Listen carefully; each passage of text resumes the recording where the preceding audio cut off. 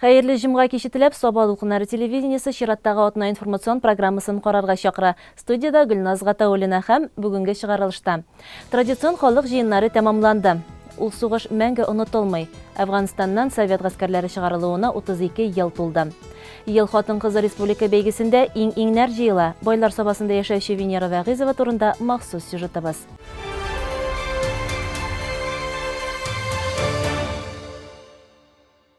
Бу атнада елда өтүші традицион халық жиыннары тәмамланды. Соңғысы Соба шәһәр җирлегендә булды. 2020 ел эш нәтиҗәләре турында Әлфия Мөбәрәкова хәбәрендә. Ел сайын үткәрелә торган халык җыеннарына быел да Собалылар бердәмлек белән килделәр.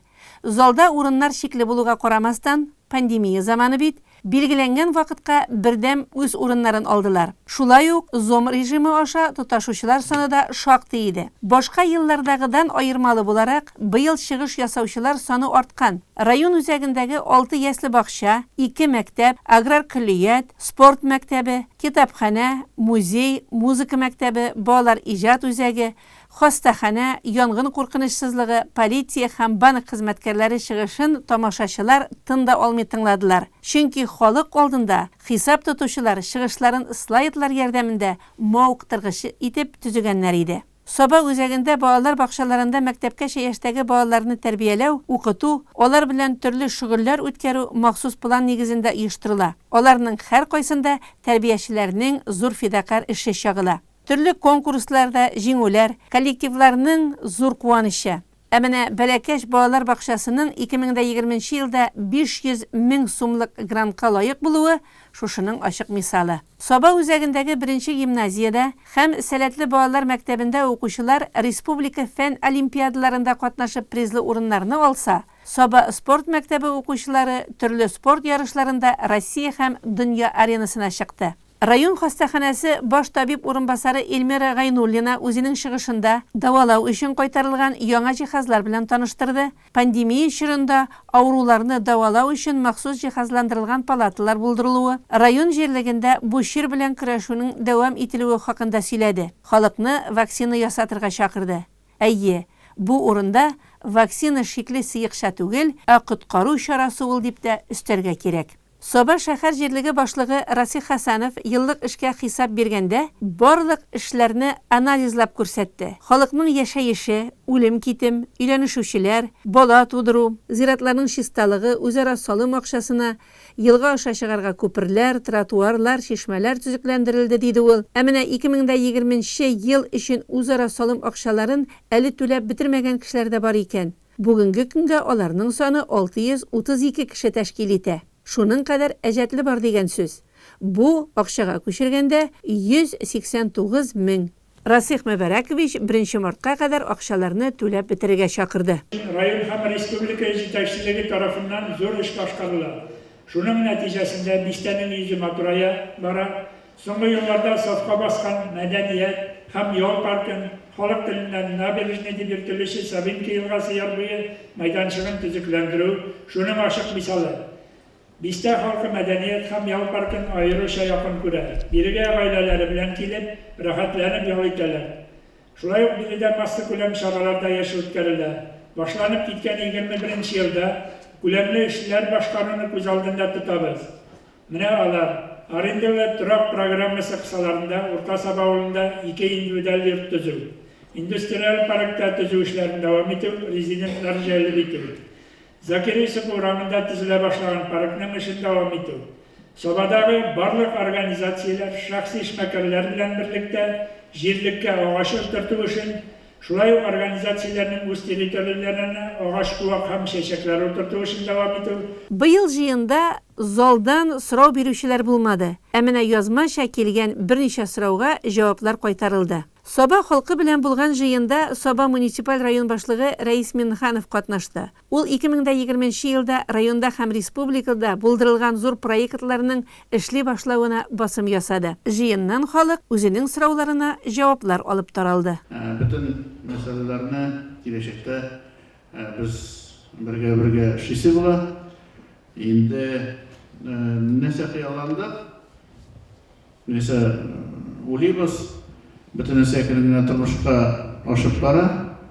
Инде шулай ук міне 20-ші жылда біздің республикабыз бек нефтехимия белән шөгыльләнгән аркасында бөтен дөнья буенча сату бик начарланды. Шуның нигезендә республика бик олы югалтыш күрде. Бер программалар тотылмады. Төзелеш буенча да,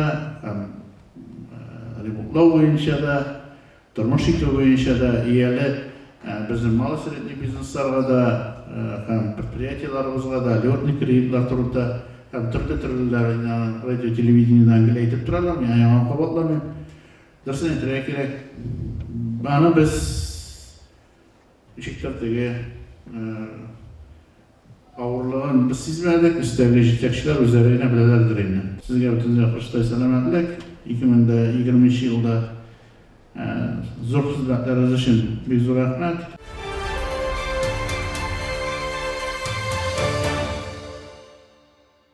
15 февральда Совет гаскәрләренең Афган җирләреннән чыгарылуына 32 ел тулды. Исегезгә төшерәбез, әлеге гражданнар сугышы 1979 елда Азия иленең социаль хәлен яхшыртуга каршы килгән кабилә башлыклары башлый.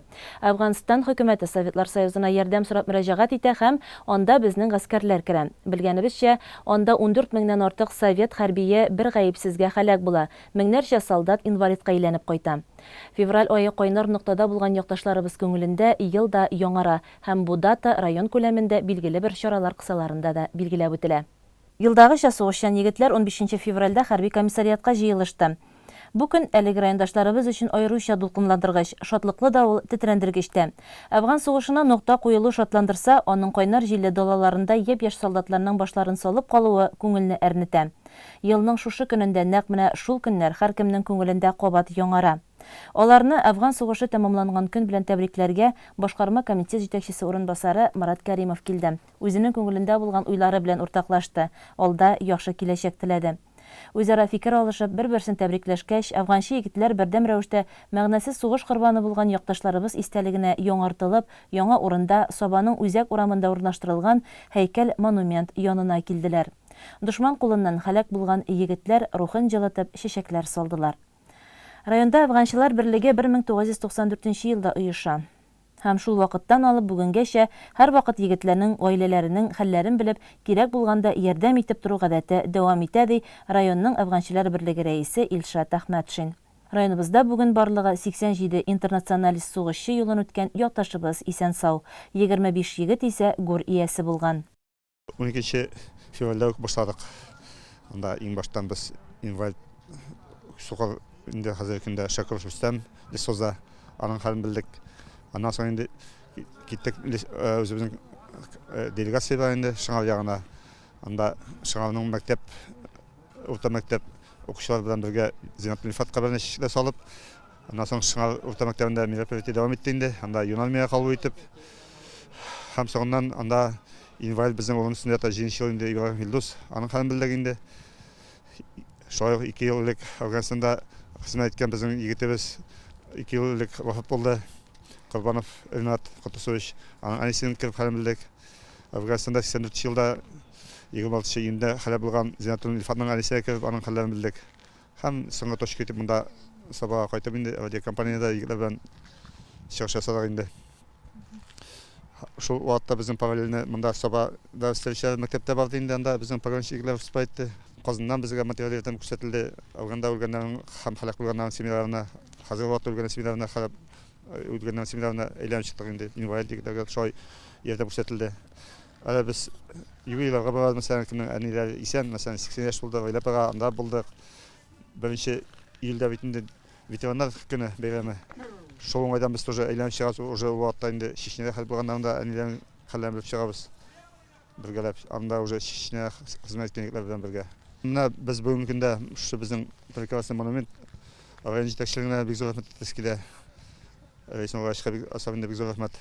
Рашат Гилмановка бик зур рәхмәт, ул бик тырышып бирде. Сабау район шәһәр җирлеге җитәкчесе инде. Шулай ук минем рәхмәт әйтәбез килә үзебезнең ветераннарга һәм аларга семинарына үзләренә исәнлек саулык гаилә телис килә. Кемнең Афганда хәлак булган егетләрнең кешеләр калды бит инде. Хәзер бүген көндә безнең тыңларда аларга сабырлык телим инде. Төбәк авылында яшәүче Фәхим абый Бикмиев армия сафларына 1985 елда алына. Бөтен күргәннәрен җыентык итеп чыгарган шигырьләр китабында чагыла ди ул. Ерак көнчыгышта чик буен саклау әскәрләренә эләктем инде.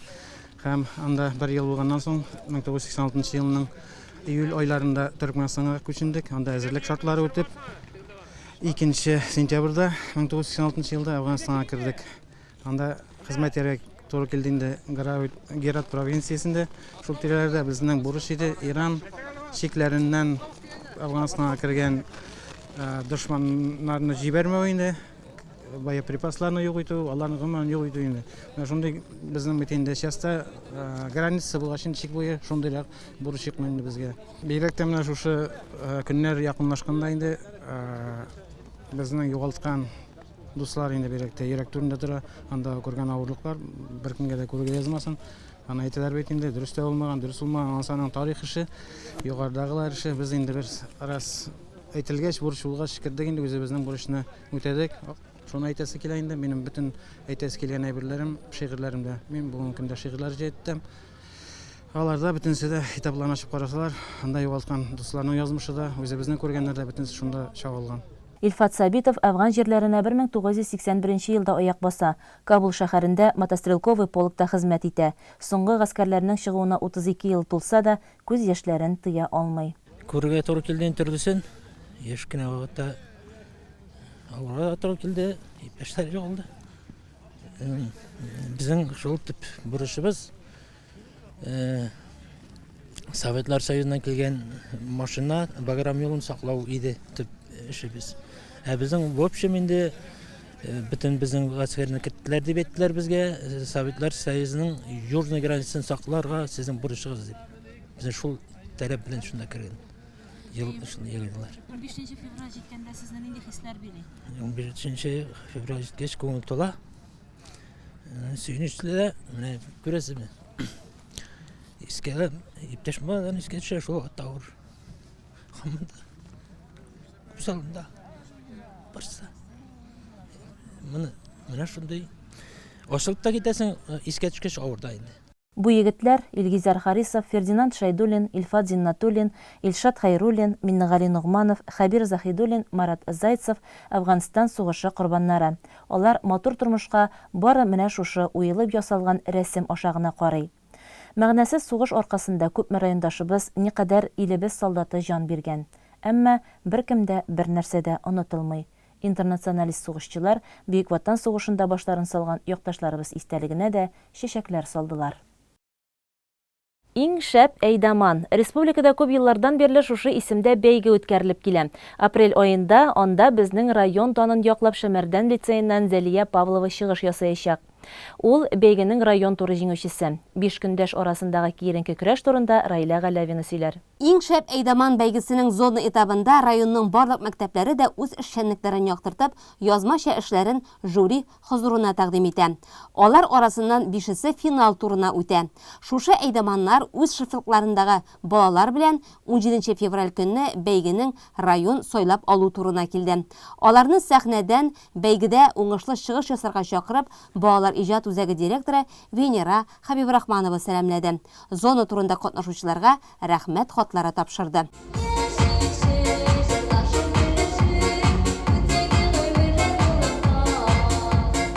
Беренче булып сүзне Явлаштау урта мәктәбенең 8нче сыйныфы укучысы Азалия Әхмәтова алды. Ул бүген көндә 3нче сыйныфларга әйдәман булып тора. Бик тә җырларга ярата, җыр дәресләренә, сабага балалар иҗат үзәгенә йөри. Укучылары белән оештырган чараларын фотолар күргәзмәсе аша чагылдырды. Мин бу конкурска 3нче класслар белән килдем. Алар бик кызык, шуның өчен сайладым. Аларны гел конкурсларга йөреп торалар. Мин алар белән инде 2 ел эшлим. 2нче класстан башладым. Бу ел инде 3нче класс. Алар бик зур үстеләр. Талантлары да күбәйде. Әйдәманнарның мәктәпләрдәге эшчәнлеге башлангыч сыйныф укучыларын нәрсә белән булса да мавыктыруга юнәлгән. Күпчелек очракта ул акыллы уеннар, җыр биюләр белән тормышка ашырыла. Укучылар үз әйдәманнарын яклап, бәйгегә дә килгәннәр иде. Азалия апа безнең әйдәманыбыз. Ул бик әйбәт, ул безнең белән тәнәфестә дә уйный. Без аның белән күп мероприятияларда катнашабыз. Безгә аның булышуы бик кирәк. Сәхнәдән чыгыш ясаган һәр әйдәман үзен тәкъдир итүдә ниндидер яңалык ачарга тырышкан. Шәмәрдән лицейыннан Зәлия Павлова видеофильм эшләгән. Шифлыгындагы сыйныфының мәктәп тормышын күңелле итү өчен үзеннән күп көч куя. Шундый шөгыльләрнең бер көнен сәхнәдән дә күрсәтте. Иң шәп әйдәман исеменә лаек булу өчен бәйгечеләр 3 турда сынау тотты. Беренче булып үзләре белән таныштырдылар, икенче турда идарә итү осталыклары бәяләнде. Өченче итеп иҗади сәләтләре белән бүлештеләр. Аларга бу бәйгедә катнашу, башкалар тәҗрибәсен күзәтү белән дә әһәмиятле иде. Мин үземне күрсәтә алам, балаларны, аларны күрсәтә алам, алар ничек бийләр, ничек җырлыйлар, бөтенесен күрсәтеп, аларны сәхнәгә чыгарасым килгән иде. Үземне дә безнең мәктәптән Валиева Алсу, алар да чыгыш ясаганнар иде. Шуларга карап, сокланып, минем дә бу конкурста катнашасым килгән иде. Шәмәрдән, Соба, Арташ, Явлаштау, Нырты мәктәпләреннән килгән әйдәманнар жюри каршында лаеклы бәйге тотты.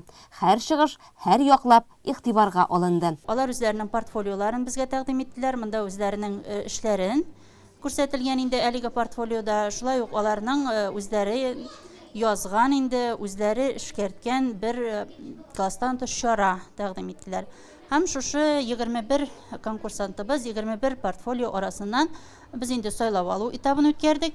Һәм менә бүгенге финал өлешенә 5 конкурсантыбыз, 5 финалистыбыз бүген монда килеп үзләренең эшләрен, үзләренең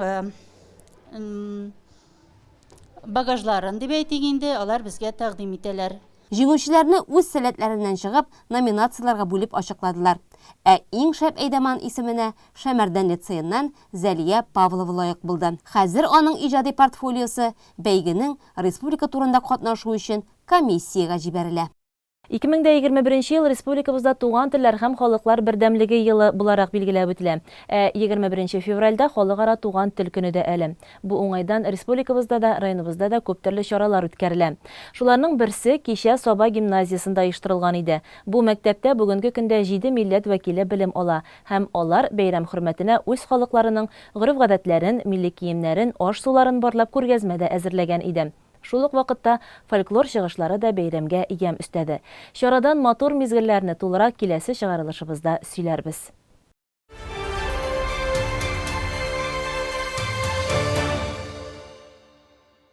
Хатын-кызлар, назлы туташ, затлы ханымнар, яңа тормыш, яшәү ямен бүләк итүче дә хатын-кыз. Ел сайын республикада ел хатын-кызы, ел ираты хатын-кыз күзлегеннән конкурсы уздырыла. Анда катнашу өчен иң лаеклылар гына тәкъдим ителә. Безнең районнан кандидатның берсе Роспотребнадзорның Соба, Теләче, Кукмара, Мамадыш районнары территориаль бүлегенең баш белгеч эксперты Венера Тимербай кызы Вәгызова. Аның белән Гөлназ Вахитова аралашып кайтты. Венера Тимербаевнаның һәр көне эштә үтә. Инде 35 ел санитар-эпидемиологик шартларны яхшырту сагында тора ул. Катлаулы чорда аларның командасына бер көн ялсыз хезмәт куярга туры килә. Пандемия бу өлкә өчен чын мәгънәсендә сыналу чоры булды. Эшне җиренә җиткереп оештырып алып баруда җитәкчелек нәкъ менә Венера Тимербаевнаның тырышлыгын ассызыклый. Уже без лично таныш 91 года. Но как я начал работать, совместно мы с ним столкнулись. Как я помню, с 1 августа 2006 года она назначена специалистом, главным специалистом-экспертом территориального отдела управления Роспотребнадзора в Сабинском, Мамадышском, Кукмарском, Тулячинском районах. На данный момент Венера Тимербаевна обслуживает это Сабинский, Тулячинский районы. Имеет высшую квалификационную категорию по эпидемиологии. Очень оперативно и объективно осуществляет деятельность в сфере надзора защиты прав потребителей человека и санитарно-эпидемиологического благополучия населения этих районов. Всегда вовремя, с большой ответственностью и с профессионализмом выполняет свои обязанности, очень требовательно к себе, дает максимальное количество сил и энергии данной работе, значит, неоднократно награждена медалями, наградами вышестоящими органами по нашей линии и от имени администрации этих районов. Мне бы хотелось отметить то, что действительно вот на территории Сабинского и Тулячинского района на сегодняшний день все противотехнические мероприятия, которые необходимо выполнять по противоковидным и чтобы не допустить распространения коронавирусной инфекции, значит, много энергии и сил вложено непосредственно Венера Тибербаевной. Венера Тибербаевна ул үз эшенең остасы, аның белән эшләргә уңай, рәхәт. Ул үзенең белгәнен, тәҗрибәләрен һәр вакыт кешеләр белән уртаклаша белә. 1985 елда Казан дәүләт медицина университетын тамамлаган яшь кызны Саратов өлкәсе Пугачев шәһәренә табиб-эпидемиолог вазифасына эшкә җибәрәләр. Анда 2 ел ярым эшләгәннән соң хезмәт юлын Казан шәһәренең Вахитов районындагы гигиена һәм эпидемиология үзәгендә дәвам итә. Булачак тормыш иптәше Хәмит белән гаилә корып җибәргәч, Саба районында төпләнәләр. Биредә ул декрет ялына киткәнче табиб-лаборант булып хезмәт куя. Гаиләдә үзара аңлашу терәк булганда гына хатын-кыз эштә уңышка ирешә ала. Бу яктан Венера ханым бик бәхетле. Ире Хәмит белән алар 30 елдан артык гармониядә гомер кичерәләр. 30 елны безнең йөгереп үткән шикелле булды. Бик тиз үтте ул вакыт. Сизми дә калдык. Кыз да туды, өйләр дә төзедек. Школьниктан студентка булды, һәр нигә кияүгә чыкты. Кызлары Гөлнара да медицинаны сайлый. Һөнәре буенча табиб-гинеколог, кияүләре Рамил психиатр, нарколог. Туган йортка изне суытмый, һәр вакыт кайтып китеп йөриләр. Оныклар булгач, өйгә дә үзгә ям керә. Мин әнием, әтиемнең бердән-бер кызы. Алар мине назлап, яратып үстерделәр. Укум, киләчәгем өчен барлык мөмкинлекләр тудырдылар. Минем дә шулай ук алдагы көндә алардан үрнәк алып, шундый ук әти, әни буласым килә.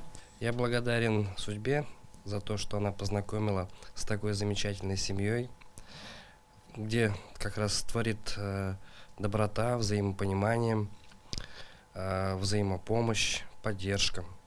Я благодарен также судьбе, то, что она познакомилась с такой замечательной женщиной, у которой всегда можно получить мудрый совет, помощь, теплоту и поддержку.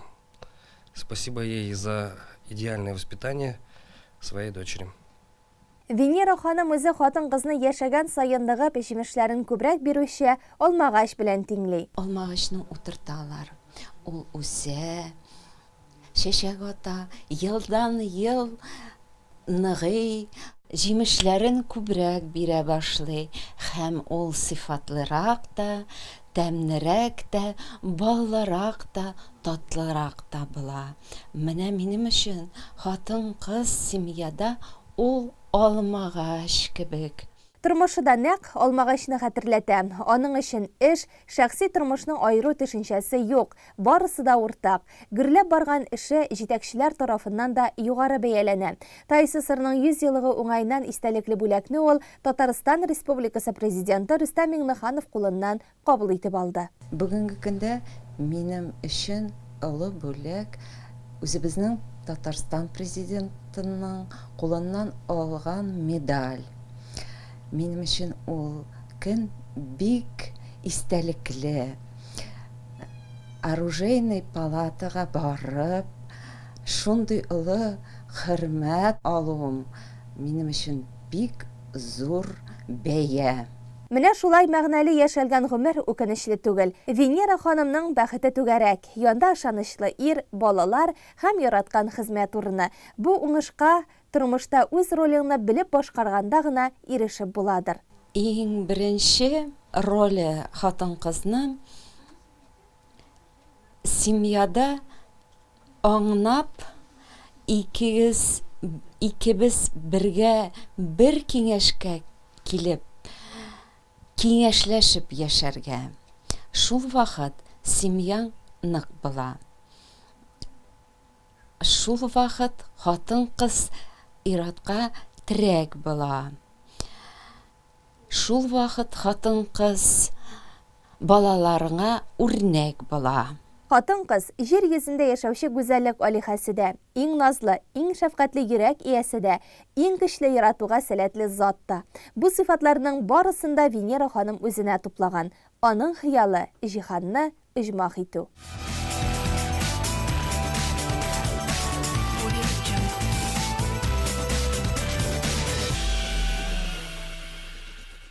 Узган шимбәдә 13 февральдә Казанда һәм Татарстанның муниципаль берәмлекләрендә шул исәптән байлар сабасында да Россия чаңгы юллары 2021-39 ачык бөтен Россия масса күләм чаңгы ярышлары һәм Татарстан чаңгы юллары 2021 республика масса күләм чаңгы ярышлары узды.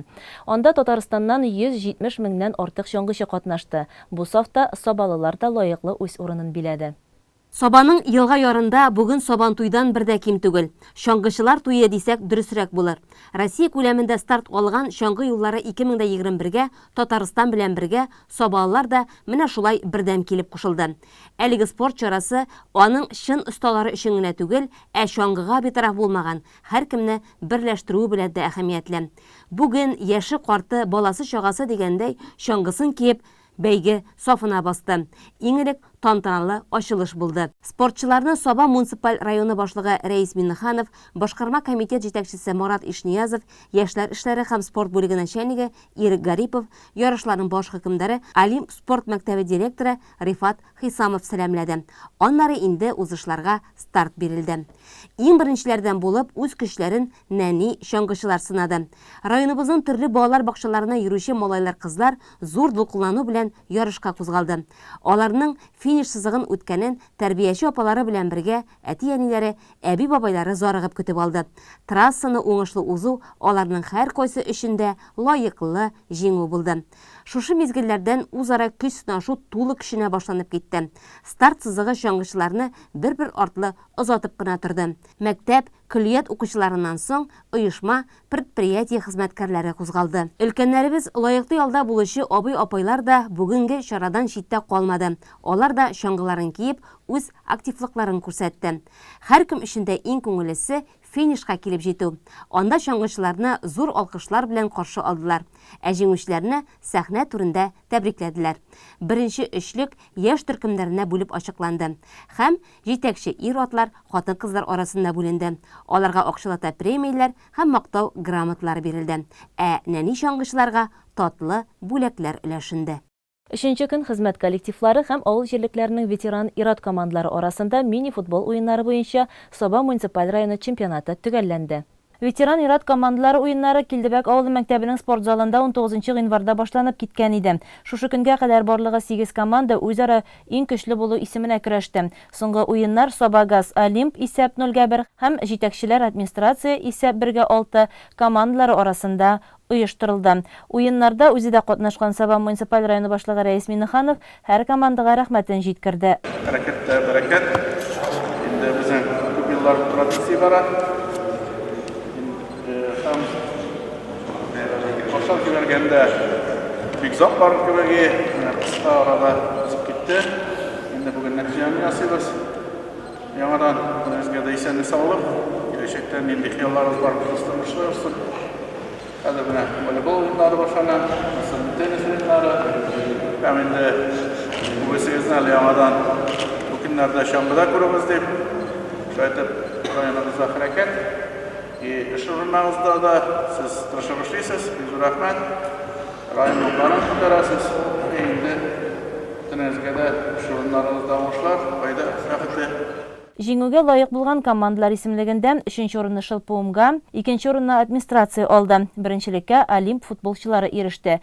Шулай ук иң яхшы уенчыларны да билгеләделәр. Бу исемгә Шылпуымга командасыннан Айдар Хәсәнов, Олимп уенчыларыннан Раил Сафиуллин, Ленар Гомәровлар лаек булды. Ә бөтен уен сезонына иң күп гол кертүче булып башкарма комитет җитәкчесе Марат Ишниязов танылды.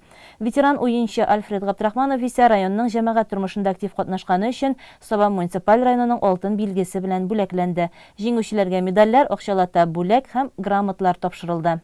Сез Соба дулкыннары телевидениесында соңгы хәбәрләр белән таныштыгыз. Борчылган сораулар, проблемалар булса, алар турында Соба дулкыннары телевидениесенә мөрәҗәгать итә аласыз. Атна информацион программасында аларны бергәләп хәл итәргә тырышырбыз. Белешмәләр өчен телефон номерларын сез хәзер экраннарда күрәсез.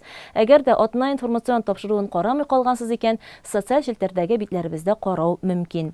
Яраткан илебездә һәр кайсыбыз тыныч, яхшы, мул тормышта, туган телебездә иркен итеп аралашып яшик.